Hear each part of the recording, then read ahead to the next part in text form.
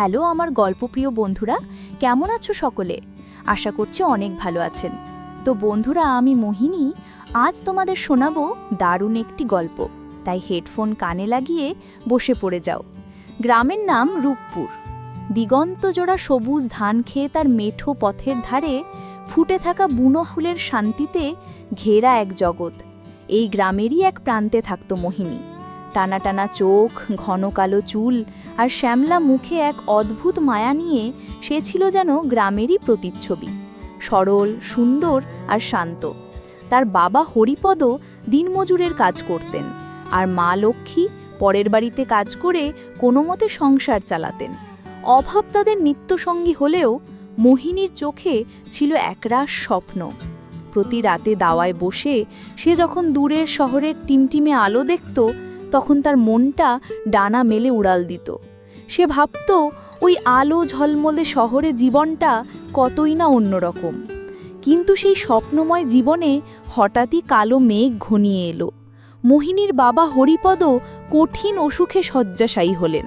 গ্রামের ডাক্তার জবাব দিয়ে দিলেন, বড় ডাক্তার দেখাতে হলে শহরে নিয়ে যেতে হবে। কিন্তু টাকা কোথায়? সামান্য জমানো টাকা আর মোহিনীর রূপোর মল জোড়াও যথেষ্ট ছিল না। উপায় না দেখে গ্রামের এক পরিচিত কাকার মাধ্যমে মোহিনী শহরে কাজ করার সিদ্ধান্ত নিল। মায়ের শত আপত্তি আর চোখের জলকে সঙ্গী করে সে কলকাতার ট্রেনে চড়ে বসল।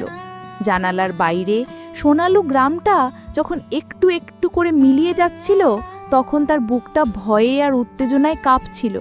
সে কি জানত এই শহর তার জীবনকে কোন খাতে বয়ে নিয়ে যাবে? কলকাতা শহরটা যেন এক বিশাল দৈত্য, কোলাহলপূর্ণ, ব্যস্ত আর অচেনা। হাওড়া স্টেশনে নেমে মোহিনীর মাথা ঘুরে গেল। তার কাকা তাকে শহরের এক অভিজাত এলাকা বালিগঞ্জে এক বিশাল বাড়িতে নিয়ে এলেন। বাড়ির নাম শান্তিনিবাস, চৌধুরী বাড়ি।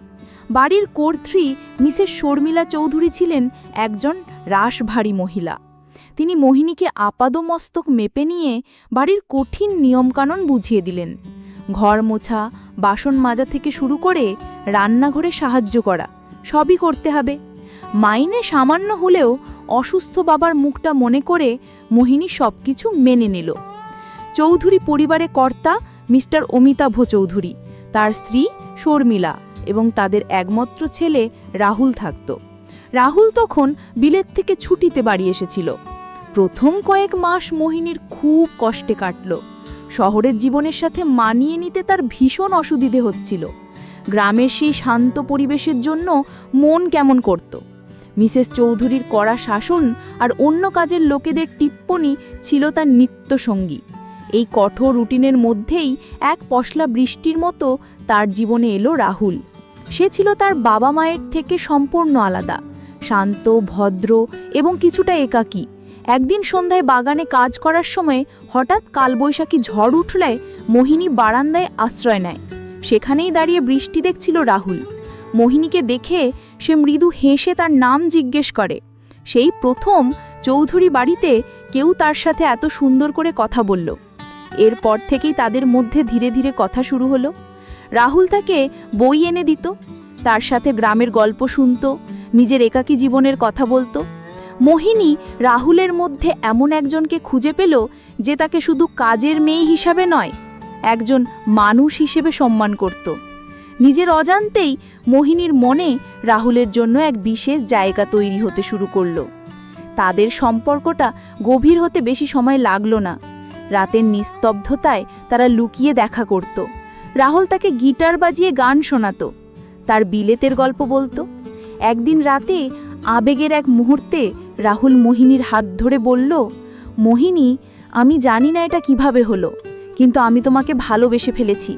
তোমার সরলতা, তোমার সত্যতা আমাকে মুগ্ধ করে।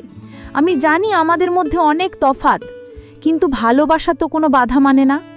মোহিনীর চোখে আনন্দাশ্রু চলে এলো। সেও তার ভালোবাসার কথা স্বীকার করল।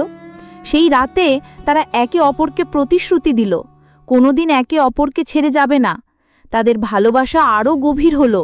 মোহিনী তার সর্বস্ব রাহুলকে উজাড় করে দিল, এই বিশ্বাসে যে এই ভালোবাসাই তার জীবনের সবচেয়ে বড় প্রাপ্তি। কিন্তু স্বপ্নেরও শেষ থাকে।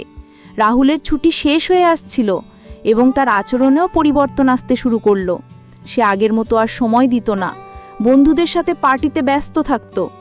একদিন রাহুলের বন্ধুরা বাড়িতে এলে তাদের সামনেই রাহুল মোহিনীকে কাজের লোক বলে পরিচয় দিল। কথাটা একটা ধারালো ছুরির মতো মোহিনীর বুকে বিঁধল। এর কিছুদিন পরেই মিসেস শর্মিলা রাহুলের জন্য এক ধনী শিল্পপতির মেয়ে রিয়ার সাথে তার বিয়ে ঠিক করলেন। রাহুল মোহিনীকে বোঝানোর চেষ্টা করল যে সে শুধুমাত্র বাবা মায়ের মন রাখার জন্য এসব করছে, কিন্তু তার ভালোবাসা শুধু মোহিনীর জন্যই। ঠিক এই সময়টাতেই মোহিনী বুঝতে পারল সে মা হতে চলেছে। তার শরীরে রাহুলের ভালোবাসার চিহ্ন।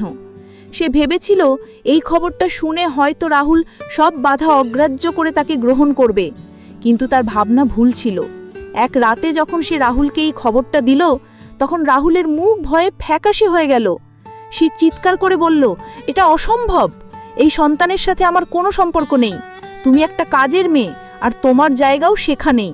টাকা পয়সার লোভে তুমি আমার জীবনটা নষ্ট করতে চাইছো। মোহিনীর পায়ের তলার মাটি সরে গেল। যে মানুষটাকে সে তার জীবনের সব কিছু ভেবেছিল, সেই মানুষটার মুখেই কথাগুলো সে বিশ্বাস করতে পারছিল না। পরদিন সকালে মিসেস চৌধুরী মোহিনীকে চুরির অপবাদ দিয়ে বাড়ি থেকে বের করে দিলেন। অসহায় গর্ভবতী মোহিনী যখন শেষবারের মতো রাহুলের দিকে তাকালো, তখন রাহুল মুখ ফিরিয়ে নিল। তার চোখে ছিল শুধু ঘৃণা আর অবহেলা। কলকাতা শহরের রাস্তায় একা নিঃস্ব মোহিনী কোথায় যাবে, কি করবে কিছুই বুঝতে পারছিল না, কিন্তু তার গর্ভের সন্তান তাকে বাঁচার নতুন প্রেরণা দিল। সে হার মানবে না, তার সন্তানের জন্য তাকে বাঁচতে হবে। অনেক কষ্টে সে একটা বস্তি এলাকায় একটা ছোট ঘর ভাড়া নিয়ে চায়ের দোকানে বাসন মাজার কাজ নিল। সারা দিন হাড় ভাঙা খাটুনির পর সে যখন ঘরে ফিরত, তখন তার শরীর আর চলত না, কিন্তু সে দাঁতে দাঁত চেপে সব কষ্ট সহ্য করত। কয়েক মাস পর মোহিনীর এক ফুটফুটে ছেলে হলো। সে তার নাম রাখল আকাশ। আকাশকে ঘিরেই তার নতুন পৃথিবী তৈরি হলো। দিনরাত পরিশ্রম করে সে ধীরে ধীরে নিজের ভাগ্য বদলাতে শুরু করলো। চায়ের দোকান থেকে কাপড়ের দোকানে কাজ, তারপর সেলাই শিখে নিজের ছোট একটা ব্যবসা। তার সত্যতার পরিশ্রমে সেই ব্যবসা একদিন বড় হলো। যে মোহিনী একদিন চৌধুরী বাড়িতে কাজ করত, সে আজ নিজের পায়ে দাঁড়িয়েছে। তার ছেলেকে শহরের একটা ভালো স্কুলে ভর্তি করিয়েছে। প্রায় 10 বছর পর একদিন মোহিনী তার ছেলের স্কুলের সামনে অপেক্ষা করছিল। হঠাৎ একটা দামি গাড়ি তার সামনে এসে থামল। গাড়ি থেকে যে নামলো তাকে দেখে মোহিনীর বুকের ভিতরটা কেঁপে উঠল। রাহুল, তার চেহারায় বয়সের ছাপ, আগের সেই জৌলুস আর নেই। মোহিনীকে দেখে তার চোখেও ফুটে উঠল বিস্ময় আর গভীর অপরাধ বোধ। রাহুল কাঁপা কাঁপা গলায় জিজ্ঞেস করল, মোহিনী, তুমি এখানে? মোহিনী শান্ত কিন্তু দৃঢ়ভাবে উত্তর দিল, হ্যাঁ, আমার ছেলের জন্য অপেক্ষা করছি।